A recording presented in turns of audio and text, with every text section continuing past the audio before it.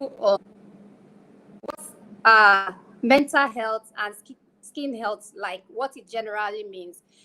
We went on our Instagram story, and we did like a poll to know if people actually feel that like our mental health and our skin health is actually related. And we have like usually we have a mixed feedback. Some people feel like our mental health affects our skin health, while some other people feel that they have no relationship whatsoever. Anyway, we are here with the expert, the beautiful, amazing, very, very phenomenal Priscilla Benjamin Olaoye. So I'll bring in her on live now, so that we can start with this.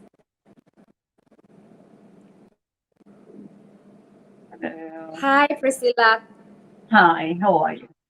Oh, thank goodness. I was I was holding my breath that we'll be able to hear you. Like it's been something else back end. All right, All right. amazing. It's nice to see you. Yeah, it is. You're looking pretty and Thank calm as ever. Well done. thank you. You too. Love your yellow. The yellow is glowing. I love it. Thank you. Thank you. In fact, as I was coming live and I was telling myself that thank God for good skin, because I couldn't wear a makeup. I had to jump from another what would I say, another appointment. I was coming from a client and I had to jump here. So I was like, hey, I can't wear makeup. But anyway, thank God for good skin. We can actually face the world without wearing makeup. Thank you so much. All Great. right. It's nice to have you here. I've been Yeah. trying to get her here for weeks, and she's finally here. Oh I'm God. so psyched about it that you're here. And if you notice, we usually do the intentional living series by 5 p.m. But because of Priscilla, we move it to 6 p.m. for Oh this my episode. God. Thank you. Yeah, because this episode is very special. We need to talk about mental health. We really need to talk about it. We can't be quiet about it anymore. And we need to be able to relate it to our skin health. So welcome, Priscilla, again. I'm going to quickly read Priscilla's bio so that you all can know who we have in our midst today. Anyway, I have had the privilege of meeting Priscilla in different capacity before, at speaking engagements with her where she speaks. And I think the one that I can never forget, I still listen to your audio CD this week because we're going to be talking to you. So I had to sit down and listen to you all over again and try to understand why I'm so in love with you, right? And again and again, I was just like, wow, wow. And I wouldn't say that your quote that every single time that I remember, it makes me to put myself at peace. Like, okay, I have to prioritize my mental health. I have to prioritize my own space. I won't say it. I want it to come from you because you have a way of saying it more authoritatively. You have a way of saying it to people's psyche and it sticks. So I want you, after reading your bio, for it to be what you open with today. Thank All you. right. So, Priscilla Benjamin Olaye is a mental fitness expert. Fitness expert. I like that. Of over a decade. So she's been doing it for over 10 years. She's the lead therapist at Waterbrooks Clarity Solutions. She's an employee assistant program practitioner, providing psychological support services to corporate organizations. She is the founder of the Peak Network, a mental health awareness initiative bringing mental health awareness to over 20 million people using diverse platforms. In family life, she also serves as a professional sex counselor, facilitating practical and explicit classes on sexual issues. She was also a consultant on the USAID funded project that developed the Better Parenting Nigeria curriculum. Last week, we had the parenting episode, which has impacted over 900,000 inside families throughout the Federation. Amazing. She is described as still inside and velvet outside. I can definitely testify to that. Priscilla is a friend to all, a loyalist to those who understands it, and a comforting entity for women like everywhere. She is happily married and enjoys reading, swimming, and listening to inspirational music. Welcome, welcome, Priscilla. Thank you. I know that is just the very that is just the very small part of your bio. If we have to read everything, I don't think we'll get to this. Oh my God, I'm flattered. Thank you. Welcome, welcome. So today we are talking about our mental health and our skin health. I Mhm. just want you to tell the audience, do you also feel like our mental health and our skin health is interwoven, or it's really not? It's just a myth. Okay, so for starters, I would say that your skin is a living organ, and it hears, it feels, it reacts, and it responds to everything. And we know that basically the mind is what controls every other part of the body.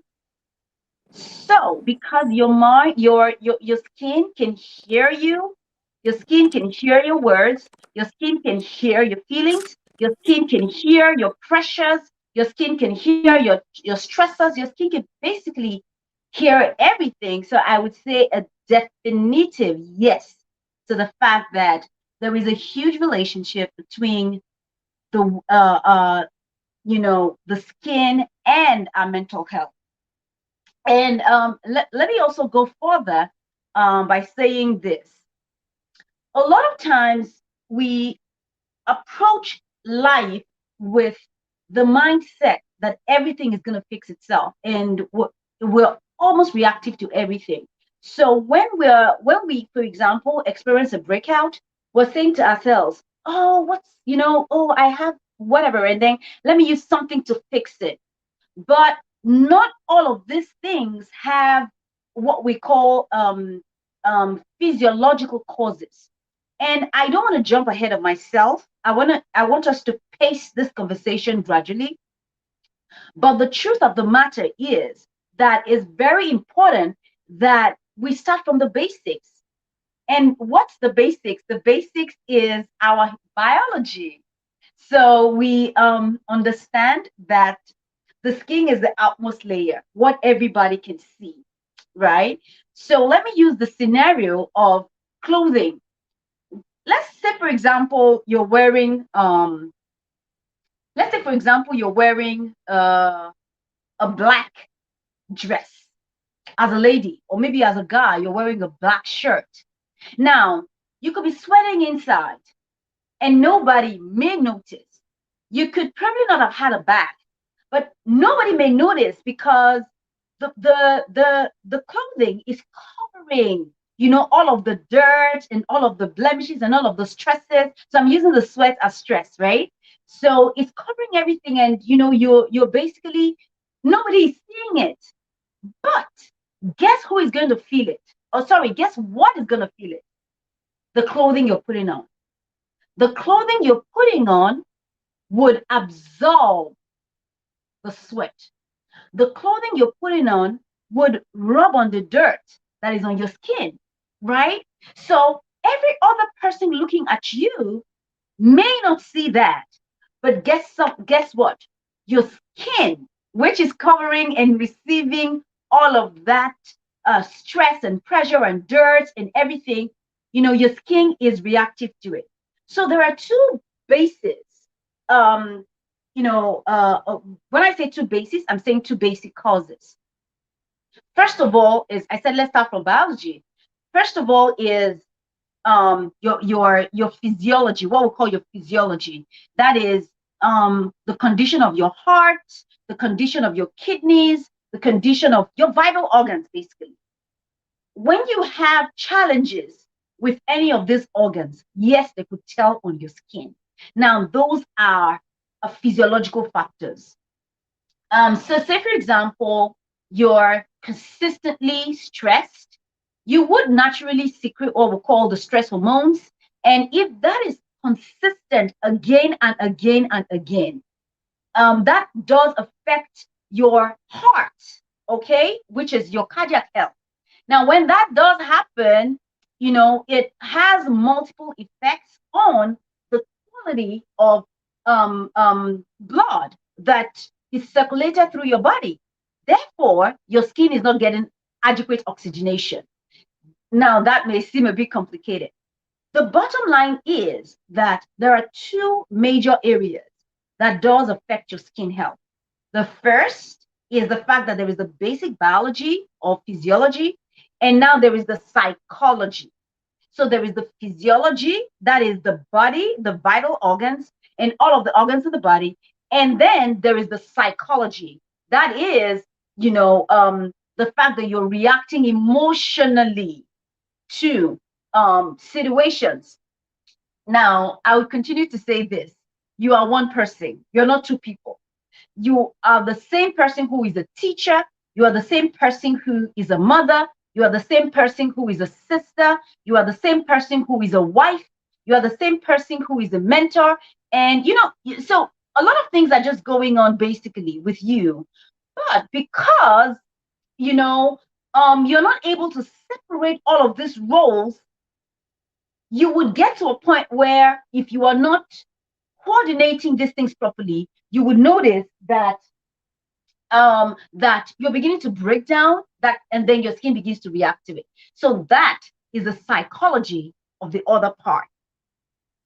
So that's I really do not want to get ahead of myself, but that is just like a foundation to our conversation today. Oh my God, Priscilla, you have schooled me. Did you see my pencil? I am actually writing it down, even though as myself, I understand the biology, the physiology, and anatomy of the skin. But listening to you again is helping me to connect the dots. Awesome, awesome. Thank you so much. So, anyone that is in doubt before that the skin is not related to our mind, I think you have convinced them beyond reasonable doubt that the skin and the mind are interwoven, and then we have to take care of them both. So while I was preparing But for this, but I to also thought, cap that up, Juman, is the fact that our eyes, for example, I don't want to use the skin so we can understand this fact. Our eyes, for example, is just a ball. It cannot function without the brain. Our legs and our hands are just like robots. They cannot function without the brain. So is our skin. So when the brain or the mind is affected, right, it does have that direct impact. And as we continue the conversation, we would go into what we call psychosomatic illnesses, the relationship between the mind and the body, and how the mind generally affects the body and causes certain physical symptoms like eczema, rashes. We would go into that in the course of the conversation. yes, absolutely. Thank you so much. So, as we go further, I want to talk about this topic in two ways because it is a very broad topic. We can go ahead and discuss so many things, but I want to narrow it down to, okay, how do we how do we preserve our mental space such that we don't even get to the point where we are now even messing up the first thing that affects the skin. So there are two ways to it. The skin can affect our mental health, and our mental health can also affect our skin. The way we look might affect the way we feel, and the way we feel can affect the way we look. All right. So how do we, on the part of the mental health part, how do we protect and preserve our mental state so that we don't even get to the part where it affects our skin or affect any part of our life? Because the skin is one thing, it affects our general life, so to say. And then, if we are there now, some people are already there, it's already affecting them, their mental space is already disrupted, the way they don't want it to be. What can they do? So, those are the two ways I want us to take this topic today. So, please, let's start with the first. You've just basically drawn me into my element. That is the part I know that. I know so that. passionate about. I know that. I'm like having races. I mean, like horses racing in my heart right now. Every time you talk about preserving your mental space, a fire goes on in my mind. It just I know I'm just that. ready to I know go. that. I know that. So this is the first thing I'm gonna say to anybody who is listening. What is most important is not what you can see. The intangible is superior to the tangible. What is Hmm. the tangible? The tangible is what you see, what you feel, what you can hear, the things you can see. What can you see? You can see your skin. What can you see? You can see your physical environment. But what can you not see? You cannot see the elements in your mind, right? So, this is what I'm going to say. Before you begin to talk about physical care, like exfoliating and things like that, you have to consider the most important thing, and that is your mind. Your mind controls every single thing. I'm sure we've had stories of people who, got into an accident and then the doctors had written them off and said to them that they cannot walk again. And because they just chose to believe, they just chose to focus and dwell on what is most important, which is the state of their minds. They got out of that physical situation because they chose to harness what was most important. And that is where I'm going to start with every single person who is listening to me today. Prioritize what is important. Irrespective of your physical routine, if you do not start with what is most important, which is your mind, then you're only engaging in a futile and consistent and cyclical activity that is not profitable. Baseline. So if I know that my mind is most important, what are the ways I begin to do it? So in my curriculum, I would teach on the 8 tripods, the 8 basic ways that you can preserve the most important organ that you have, or the most important tool that you have, which is your mind. Let me start by talking about, these tripods. I want you to know that all of this 8 tripods, and when I talk about tripods, just think of a chair or a table that has 8 legs. Okay, so when I talk about these areas, I'm saying that one is dependent on the other, but it's very important that you know that all of these things are pretty much important. So let's start with you compartmentalizing. Remember, I said initially that you are the same person. You just have different roles. You're not going to say to your finances, take a pause, let me sort out my health. You're not going to say to your children, take a pause, let me attend to. I mean, everything is coming at you without your control. But there is something you can control. You can control what you're focusing on at that time. So let me just basically teach us this principle of compartmentalization. The principle of compartmentalization is seeing everything the way they are based on how they are happening. So a good example, I know money stresses a lot of people out. So let's start with money. I am broke at this moment. That is a stressor. It's stressing me out. And naturally, because that stresses me out, I would either begin to break out, or I begin to experience dryness. I begin to experience consistent thirst, right? Which then eventually makes my skin dry and flaky. Now, where did that start from? It started from a factor, which is absence of money. What do I need to do? Just hear my voice. Hear my voice every time you're in that situation. Compartmentalize. How? So you ask yourself, what is the problem? Answer. The problem is that I currently do not have enough funds to sort out this and this and this. You must state what is suffering. But when you say, oh, I'm broke, what you've done is to create a massive desert in your mind, such that your mind is overwhelmed and cannot see results in your mind cannot see results in view. But when you say that I'm currently not having funds to sort out this and this and this. Now, if you say I'm not having funds to sort out, say, rent, you're asking yourself, now that I don't have money to sort out rent, what is urgent? What really is suffering at this moment because rent is not paid? What am I saying? I'm saying that you begin to teach your mind to chunk down these situations in little pieces, little solvable pieces. That's the whole idea. You cut down the questions until you get to the mental realm where you can profile a solution. But when you mumble everything up, it becomes really tough. Really, really, really tough to solve the problem as a whole. So it becomes a very big ball that you cannot juggle. So let's start with compartmentalization.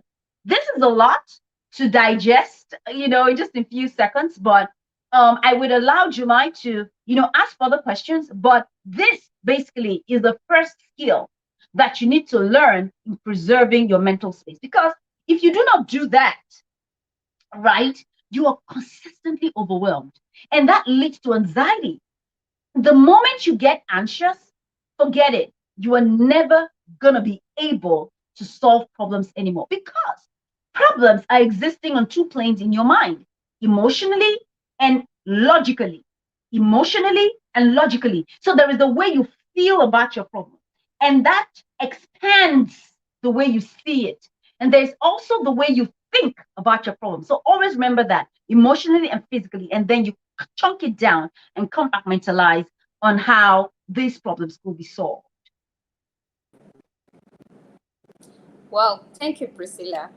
When you started with there's the tangible, the intangible superior to the tangible. I could not. I just kept nodding. So irrespective, and we say this much to our clients. When people want to start a routine and they are on the consultation, the early stage of their journey to their dream scheme, and they will go like, "Oh, should I stop eating something?" And up to now, I will always say science has not even conclusively say that okay, food actually affects the skin. It has not been scientifically proven that It food does affects the actually, skin. and What did there's you say? data. It does, and there's data to back that up. There are certain Right. foods that, say, for example, secrete excessive fatty acids, which increases the acidity of the blood level. So let's not go into science, but but it's very important that you care for both areas. But the mind goes higher than the other. All right. So definitely, like you're saying, absolutely, sugar increases the glycemic index, reproduces the fatty. Okay, everything that. But until now, all this. Should I reduce my chocolate intake? Should I do this? It has not really even been scientifically proven that all these things actually affect the skin. But it has been scientifically proven that your mental state affects the way your skin looks and feel part time. So now you are telling us that no matter the routine you're going through, no matter how amazing your products are, how awesome your daily routine Oh, are, if you expensive. don't expensive, so to say, if you don't take care of your mind, it's as if you're just doing a floater exercise every morning. And I couldn't agree more, right? I am waiting to listen to the seven other tripod you want to mention because I myself am also writing. So please, what is the next tripod? Compartmentalizing is very, very important. But then, what is the next one? Okay, so Yeah. I didn't even get to mention the tripods. The Yeah. tripods are physical, psychological, emotional, mental, spiritual, social, financial, and what's the last thing I've not mentioned? Financial and physical, mental, emotional, psychological, social, financial. Oh boy. I'm sure it will come to you. I'm sure Yeah. it will come to you. I've listed six now. Is psychological, Hmm. financial, physical, mental, social, emotional, spiritual. Spiritual. And I've said Okay, financial, spiritual. right? Yes, you said financial, And I said spiritual. social. Sorry. I said social. Yes, you have said social. I Right. guess this, we have seven now. The last one Yeah, we I'll get to. remember the eight. I remember the Yeah, eight, hopefully as we go. So yeah. we're teaching basically on how you can improve these 8 areas. So your physical would involve diet, exercise, sleep, right? Physical routine and things like that. Your habits, your physical habits, how it does affect your mental health. That's tripod one. Tripod two, your mental. Your mental are the arsenals. And I think I did mention the product you're listening to. I did talk about areas that are your arsenal. So these are, just the way you're, say if you're a soldier, you have different kind of pistols sorry, you have different kind of guns that you're using in fighting a battle. So you have the pistol where if you just need to, at very close range, you give the shot. If you need the heavy duty machine gun, right? You need that to collapse something really big. So what am I saying? I'm saying that you need arsenals in your mind to shoot whatever it is that is a stressor. So if, for example, you're dealing with a toxic person, so you need to decide which arsenal you need to bring out at that time to deal with that toxic person or toxic situation. Okay, so there are certain arsenals and there is no time. But we typically would break this down in our short classes, and we'll talk about the fact that these are tools that you can use. And they are very practical things that are involved in your everyday life. There is also the emotional. So the emotional is different from the mental. The mental also involves things like your defense mechanism. How during, so if you hear a bad news now, what is the first thing your mind does to keep you sane? So those are your arsenals. So that's mental. But there's also emotional. Emotional is the way you see. So when we say see, there is a way you see without your physical eyes, seeing in your mind. There is a way you see your situation. There is a way you see yourself. There is a way you see other people around you and what those things are saying to you emotionally, the feedback you're getting from those things emotionally. So that is the emotional aspect. There's also the social aspect. The social aspect is your relationship. And I cannot but help say this at this point. When we talk about your social relationships, do you know that your ability to repair relationships that are broken makes you more mentally resilient and makes you more emotionally tough and mature than the person who is consistently walking away from every bad relationship? The person who is learning to repair relationships is at the risk of being more mentally healthy than the person who is avoidant. So the moment somebody or something hurts you, you just shut it down and walk away. What you're doing is you're building up yourself for a day that you would no longer have any you would no longer have a ground under your feet. You just basically just sink. Why? Because you're not developing your mental and emotional muscles. So social is important.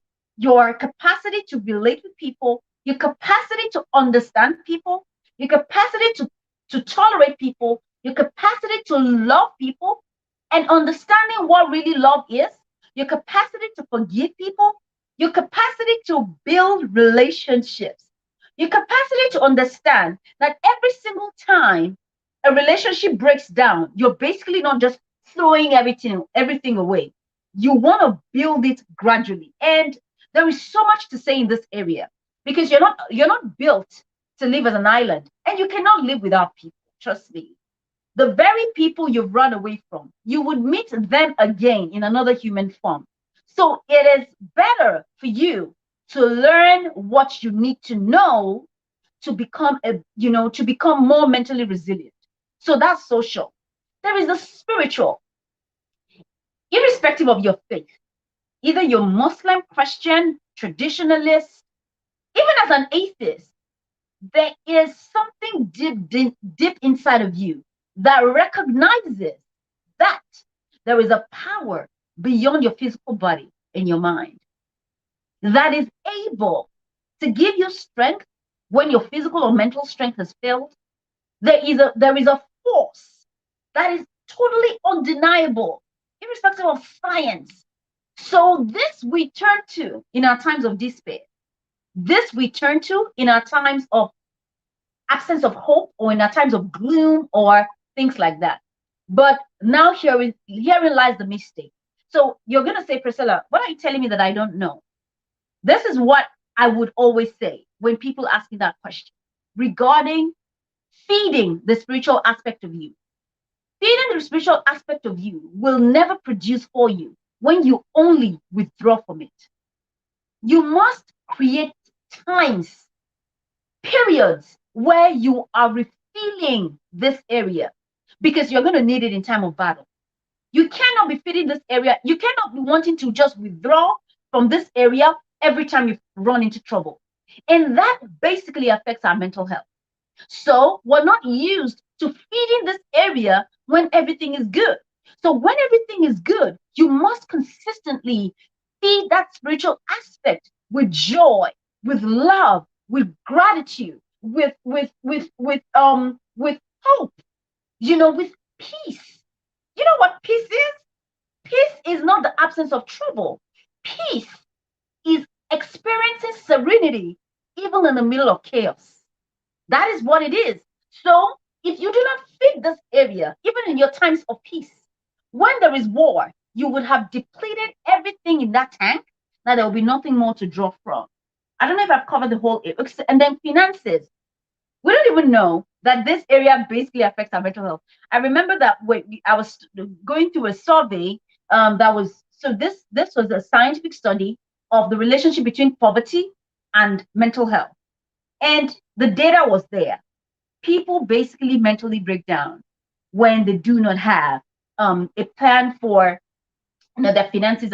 Yeah, the last tripod is career. Having a sense of meaning or purpose. That's the last tripod. That's the 8. So these are the 8 areas that you must consistently feed in order for you to be that mentally healthy person.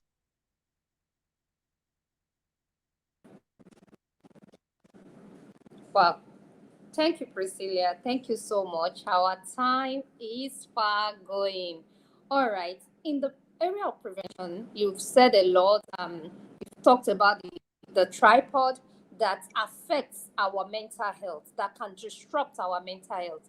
The external forces, the things that within our controls, the ones that are outside of it, that can affect our mental health. And one way that one tool you're giving us today to manage all these eggs that tripod of preserving our mental health is the compartmentalizing. And I, for one, love that tool a lot. Like, I even use it for my clients or anybody that cares to listen to the children. Don't muddle things up. What exactly are you feeling part time, and where are you feeling it? Is it the feeling of money that we have right now? Is it the feeling of, oh, I have a friend that just disappointed me? Is it the feeling of, oh, I did not do my exercise well today, or I am not looking the way I want to look? So we need to learn to compartmentalize, because when we do this, then we can now solve the problem part time, right? Thank you so much. Is there any other tool that you can give to us aside this compartmentalizing our issues that can help us to prevent and preserve our mental health, so to say, before I now go to the people that are already suffering from disruptions? How do they move from that place of chaos to the place of healing and peace? Right. So there are also two other tools. There are so many tools, but for time, I can just mention 2 more. So the first is the problem focus strategy. Problem focus strategy is saying what really is the problem. What is the problem? What exactly is the problem? So I want to know what the problem is, right? So, and how can I solve the problem? So I'm focusing on the problem, but I'm ignoring how I'm feeling about the problem. So you could a good example is when people say, when people are having relational issues, maybe with somebody, maybe at work, or maybe their spouses or something, it's important that you're asking, what is the problem right now? Right? You're able to say what really is the problem. What's the virtual compartmentalization? Now, so you're saying, what are the things I can do logically to fix this? That's the problem focused strategy. Now, there is the emotion focused strategy where you're asking yourself, how am I feeling about this problem? How is this situation making me feel? And let me address the way I feel so that if I do something differently, I can feel differently. And when I feel differently, I will get better. I don't know if we get this too. So there's the problem focused strategy and there's the emotion focused strategy. So those are two more tools for us to use in solving these problems.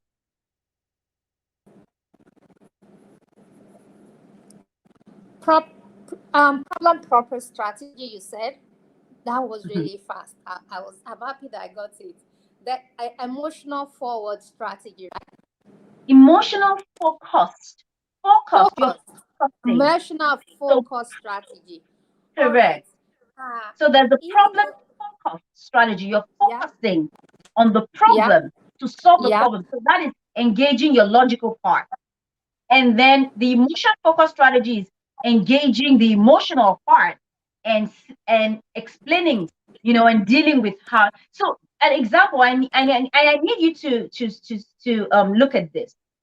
So when I say emotion focus strategy and problem focus strategy, let's look at the two side by side, looking at you now, Jumai, and trying to solve this. So I could say I said hello to Jumai this morning, and she didn't say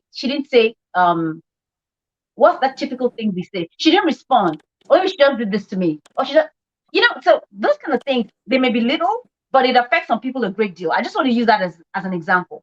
And it has destroyed so many relationships, right? So when you want to use a problem focus strategy, you say, what's the problem? That's asking what the problem is. So when you say what's the problem, you're saying that so when you want to use a problem focus strategy, you're saying, oh, maybe she's having a bad day, or maybe she didn't see me, or maybe there is something else she's thinking about. That's you thinking logically, right? There is emotion. That's the problem focused strategy. But the emotion focused strategy is when you're addressing how you feel. How did I feel with the way Jumai acted? I felt small. I felt belittled. I felt insignificant. You are addressing how that thing made you feel. So the moment you are able to realize, number one, that was how you felt, you're asking yourself, is this should this be powerful enough to make me feel this way? Or is that really what is making me feel this way, or there's something else? So you're addressing your emotion, right? And the emotion attached to that problem. I hope this is not too complicated. I hope you get my explanation. Yes, I do. I do, Priscilla. Good. Very Right. but like I said, this is very, very broad. This is- Apologies. This is very broad. We cannot cover it in one section. And I will ask anybody live with us right now to please follow Priscilla on social media. She shares a lot of nuggets every now and then, which I personally have benefited from. So thank you so much, Priscilla. Like now, I know for a fact, not even in Nigeria, not let's not start with Nigeria. Generally, the focus on psychological distress on the skin, the psychological distress part of the skin is not being um is not attention is not being paid to it enough, right? A lot of people are feeling really, really bad from the skin concern. Some other people are having skin concern due to the way they are feeling. What do we tell this kind of people? How do they like start from coming from where they are now to the part of healing and All they even need to having do is the to go, skincare? go to the tripods, go to the 8 areas, and Yeah. begin to feed each area. That was why I quickly mentioned it on time, so that we can always refer to it. So so all of this can be theory until there is a real life situation. So give a real life situation and let us see how we can look at these 8 areas and solve the problem. Okay. All right. So let me give you a typical real life situation with a client. And of course, we are not calling the client's name. You have dealt with acne all your life, right? You felt that, oh, you've gotten to a good place. And before before you get to a good place, you've got to a lot of journey. You've been here and there until you finally get the right place where your skin is fixed. So this person is with us, their skin is being fixed. But you know what? Cystic acne is a thing. Every now and then you feel like, oh, I've reached sustainable stage. I am burnt out with acne, not acne again. And you still part time, maybe during your period, this thing will come. And it makes you feel a kind of way. This kind of person, how do you think they can deal with this? Because it's something they can't control. They've given their best. Their skin is as clean as they've ever known it, but they just don't want that periodic breakout. So how can we help this kind of person to feel good about themselves? Good question. So let's look at the tripods and let's look at the strategies. We're going to use both of them to answer this question. And you're going to help me now, right? As the person who is seeing this person, you're going to help me now to break their problems down. So the first thing I said is that these 8 areas affect us. Physical. So you're asking yourself, physically, what can I do about this? This person is seeing a skin esthetician, right? You're also looking at it that, okay, I want to look at my diet. Is there anything in my diet, right? You want to look at physical exercise. When I am physically fit, do I break out less or I break out more? Right? You want to look at cleanliness, hygiene. All these are part of the physical entity. Now, and these are things within your control. You do all of these things. That's physically, right? Then you go to mentally. Typically, does this, okay, so no, there is a part I missed out in the physical. The part I missed out in the physical is this hormonal? When it's hormonal, there is nothing you can do about it. So the reason why you're drawing out all of the salient points is because you want to take a look at what you can fix and what you cannot fix. What's within your locus of control and what's not within your locus of control. And I said that you should prioritize your mind, which is what is intangible, above what is tangible, what you can see and feel. So that's physical. Look at emotional. How is this breakout making me feel?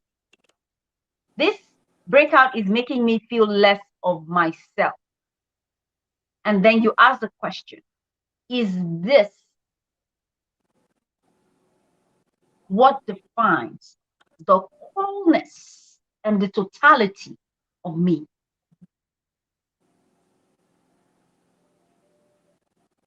Are there other things that define who I am apart from this that I can physically see? Because answering that question gives you a tool, an arsenal mentally that helps you fight all of those voices in your head saying that you're worth less of what you really are because of that breakout. So when you say that, no, look beyond me to see who I am, right? Look beyond the breakout to really see who I am. You need to start with that with yourself. So that's mental. That's emotional. And then you make use of the mental. All right. Look, the financial. Can I afford the facials? If you can, good. If you cannot, fine. Right? Let's now talk compartmentalization. So I'm having acne at this moment. This area of acne on my face, this area is not working now. Okay? What are the other areas of my life that is working? I have a great marriage. I have great relationships. I've got great kids. I'm doing well in my business. I'm living in my dream home, or I'm saving towards. Oh, I'm hopeful for the next month because there is something very significant that is coming. Shifting your focus on things that then begin to empower you. Do you get it? And not totally focus on the acne. So that's compartmentalizing that this is not working now. Is it, how long is this going to be? Is this forever, or this has a time frame? So why would I let what is going to happen only for 2 weeks or 1 week affect the entirety of my existence and steal time that I can never get back? So because I'm feeling bad about this breakout right now, I would act nasty to my spouse. It affects our relationship. We start fighting. The gift of good relationship I had with my spouse gets spoiled because it started with this. Then I get to work. I'm not putting in my bed because I'm feeling bad with myself. I lose my job. What have I done? I've complicated the problem. I'm not feeding the spiritual tripod because I'm not feeding joy. I'm not feeding happiness. I'm not feeding peace, right?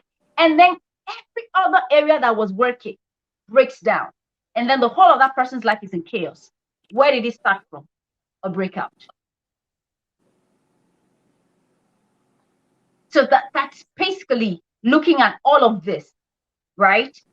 You know, and compartmentalizing what is working in these the 8 tripods, you know, in our lives. I hope that answers your question. Absolutely, and that is also very relatable. I've seen a lot of skin aesthetic tribe members here, and it sounds like it sounds like what I would tell them, even though I'm not the therapist here, I'm not an expert, but you know, having gone through skin issues myself, I know how it can affect you. I know how you can feel about it. So when people start, people with acne, see, it's easy to cover pigmentation. If I have a dark patch on my face, a dark spot, I can use foundation and concealer to cover it up. You see those big acnes, the more you want to cover them up, the more they want to come out, you know. It's as if they are out to embarrass you, as if your village people is out for you when you have those kind of acne. But this is what I say to them, the same way you said it. You have a lot of amazing stuff happening to you right now. The skin is just one of your problem, just one of it. And then right now, you're already seeing somebody, you're solving the problem. Actually, people make it worse for them when they see them and go like, what happened to you? Should I give you the start giving them different prescription?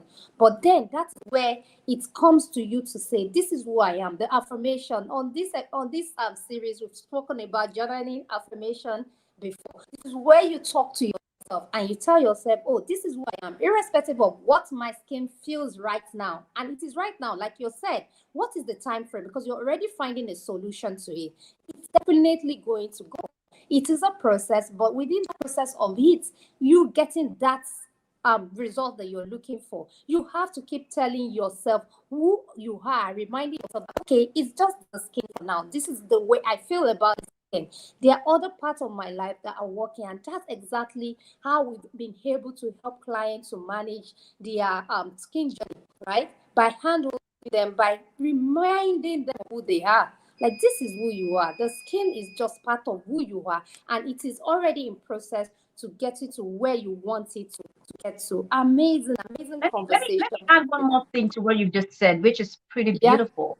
And I hope this is helping as many people as possible, because that's the whole idea of this conversation. We're not just here because we feel like talking, or because we don't have other things to do at this time, or maybe because talking is easy. No, that's not it. I have trust me, I've had situations with my skin, right? And I remember you had to give me a scrub before, right? Where Yes. I was really having. We've had a facial with you before. Yeah. So guess what? Until you're able to overcome the power of shame, you will never get to that part where you identify the invaluable part of you.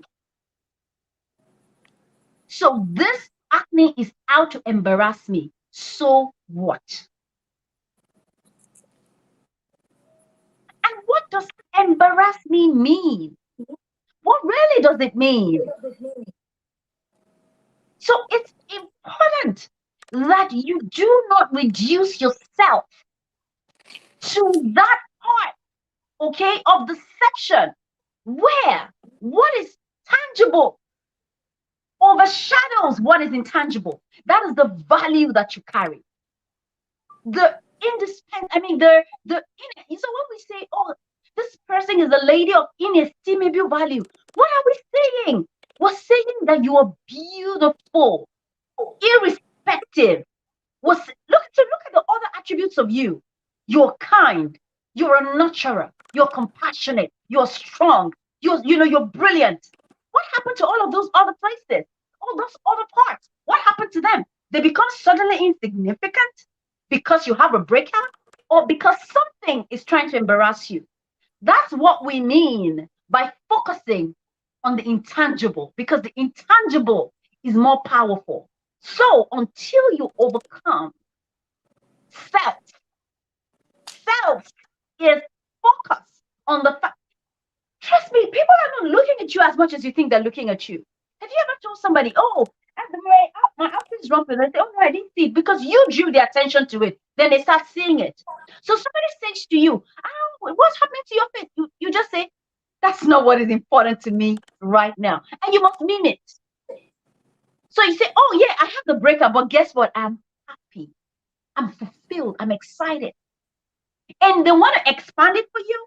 You have the power to give them the boundary to say, if it's a problem for you, it's not a problem for me.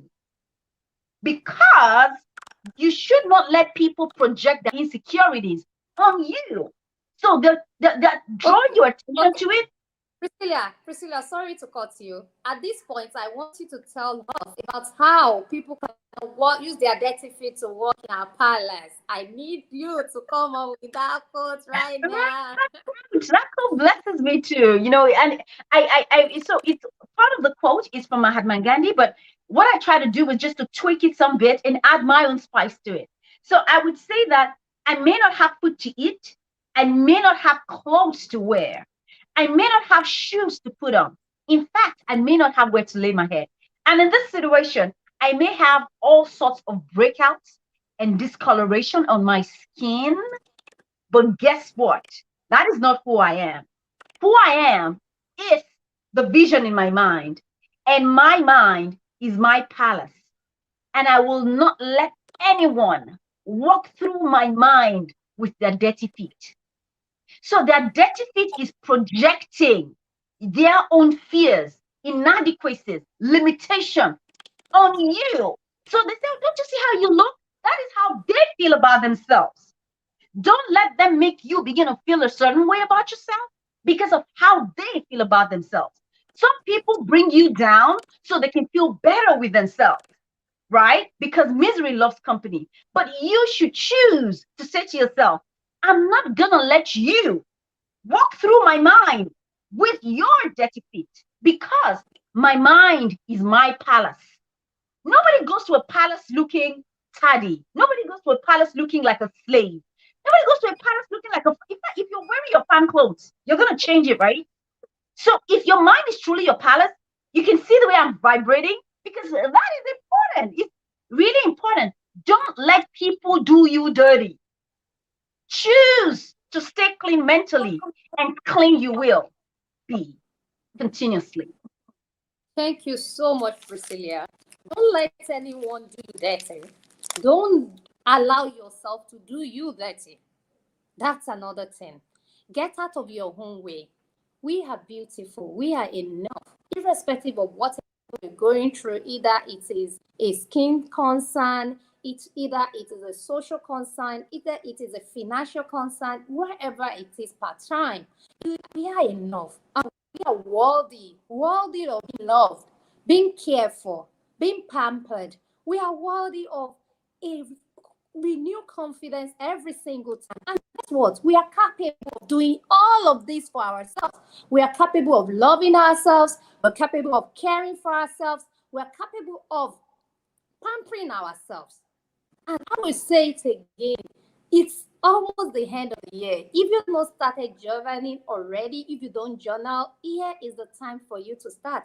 All right. So, like I think middle of this year, I was talking to a lot of tribe members of Skin Aesthetic, and I noticed that there's somewhat something connecting each and every one of us. Is the reason why we started Intentional Living series. The conversation always goes beyond. I'm sure the very first time we came for your facials, Priscilla, we didn't just talk skin. We talked everything, skin, money. We talked about ourselves. Most importantly, I remember us talking about our mental health and our growth and personal development. And I see that, okay, this is the general thing that happens within the tribe with us. So I thought, okay, let's start the Intentional Living series. Let's bring all the topics that concerns us together and talk about it and how it affects us, one, and how it affects our skin. In that same vein, we decided to launch like a self-pamper kit, right? It's not just about skin. It is about you taking care of yourself, picking a day in 1 week, in 1 month, whatever day. It's just for me. I want to take care of me that day. What do you do to take care of you? For some people, it is just going to restaurants. Other people, it is for me, it is having a massage. It is writing in my book. It is reading a book. It is calling my friends. It is going to places of that fuels me, or seeing people that fuels my joy, or going through a pursuit that fuels my joy. So what is it for you? And this year we decided to do this. We've not launched it actually. This is a tribe member, and you can see it's a journal, and we're going to be sharing it amongst our tribe member. And we asked them, what is the name that you felt the most special to call? This particular tribe member said Asake. That is not the name I know her with. Her name is totally different, but immediately I said everybody should give me a name that they feel most special being called. And she said, I want to be called, I want to customize my stuff. This is not the only customized item with Asake, and I want the Yoruba signs on it. You do not have to. If you're watching and you're not a member of Skin Aesthetic, a tribe of Skin Aesthetic yet, you do not need to wait for anybody. This is just our own initiative to make the world a better place. It's not just about the skin. Because we have learned to realize that the skin is not in isolation of itself. It is being worn by the person that is wearing it. So I will always say that the skin is our client, but you, the client, the person is taking care of our client, and we have to take care of that person. You have to take care of that person. You have to learn to take care of yourself, to pamper yourself, to feel good about yourself, to affirm yourself, to love on yourself, to know that you're enough and you're worthy of every beautiful thing. You're worthy of beautiful skin. You're worthy of peace of mind. You're worthy of everything that you think you want in life. And that's it for me. That is it. It starts with us. Nobody, like Priscilla said, can come into our space if we don't allow them. We give them the permission to do that. If we don't give them the permission, they can't. If we don't give ourselves the permission to, we can't. As long as we give anybody the permission, they have the effect of or anything. It might not be people, it might be other things. We just have to learn to compartmentalize our issues, to learn to solve them per issue per time, and to be emotionally focused to solve all our issues. Thank you so much, Priscilla. We've been here for 1 hour. Can you believe that? It feels like we shouldn't go, but anyway, do you have words for the viewers? Do you have any last words for them? Absolutely. So I'm going to leave you with this. If every single time you go take a bath and return to the gutters, you will never be clean. After every single time you take a bath and you return to the gutters, you will never be clean. What am I saying? Irrespective of what you do, skincare, whatever it is you do, if you do not declutter, you will not find space to grow or heal or do whatever. So you must identify the gutter in your physical environment, your mental environment, what relationships are toxic to you, right? You have to identify, because no matter how much you go for therapy, you have sessions like this, they would not do anything until you take personal responsibility for your mental and physical space. So let me repeat it again. If you continue to go into the gutter after having a bath, you would never be clean. I want you to go with that today, everybody. And I hope that that does actually produce for you. And never compare your skin with another person's skin, because that is a recipe for failure. You want your skin to look like Jumai's skin? You are not Jumai. You are unique in your own way. So beautiful skin is relative to what comes to you naturally. You're not Indian. Your skin cannot be like the Indian skin. Pursuing that is already setting up yourself for a mental breakdown. Identify what is unique to you and stay there. Thank you. Priscilla, I think we have to come back in the new year. I am Oh, no. saying it to you now because I know your schedule is packed. So I'm saying it publicly so that you will not tell me No, no. you wouldn't do that to me. I do that to people on my show. You would do that to me. Did I you see am God. this is God. payback time? And you, no way. Payback You're time, not going to do that to me. you have to come back in the new year, Priscilla, to talk about the single Absolutely. I part. would love to. I really like Titi Layo is saying that she can feel your passion for the mental space. I don't think you guys can feel Priscilla online as much as if you are with her physically. Like you no, you can't. I hope one day Priscilla will have like a self-pamper day where we all come together. Priscilla can come to talk to us, right? It just feels good. If members of the LD Glow tribe are here today, it sounds like the same thing we say. That last bit of enjoy your own unique skin journey. It's not like mine. It's not like Priscilla's. It's not like Kemi. It's not like Titi's own. It's not like Rimat's own. It is our own unique journey. Your skin is unique to you. It's gonna give itself the way it wants to. It's not the way Jumai's own is. Thank you so much. You couldn't have said it better than this, Priscilla. And I am so grateful to have you on the show. I am psyched. I am God is good. having goosebumps moments with everything you said today. And I don't, like I said, you're definitely coming back in the new year. You're definitely God coming back. helping us. Oh, Thank you definitely. so much. Anything. Thank you so much. Thank you so much, Priscilla. Thank You're you. welcome. It's We a are pleasure. so I happy feel to have honored you. and humble to be here, to be able to, even if it speak to one person, you just never know. Change a life, transform a generation. It's a total pleasure. Thank you so much for having Thank me. you. It's an honor to have you here too. Thank you, Priscilla. Have a good evening. You Oh, too. is Bye-bye. it afternoon? You still afternoon in the US, right? Yeah, it is 2:13 right now. Ah, so please have a good day for that then. Thank you. And you guys have a beautiful night. Yes, bye, darling. Bye-bye. Oh, woo. Who is not moved by Priscilla this evening? Thank you all so much for coming live with us. We are so grateful.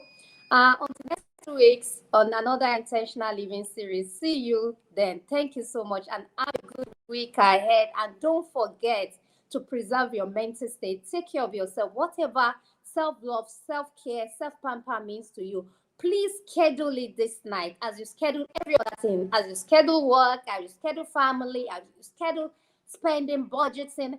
Please schedule what is important to you. What do you want to be that is just you? I do that every damn time. Like I will write massage. There was I started giving myself a massage every month in 2018. And guys, guess what? I do it every week now. Every week because I deserve it. I deserve it. I am deserving and worthy of a relaxing massage every single month. And yes, I pay for it. But then my money should go into me. So what are you going to put on your goals this week? That is just going to be selfish and for yourself. Please do it. And by all means, avoid bad people, negative situations, and negative places. Have a beautiful week, people. I'm very sure I'm going to have a great week after this conversation.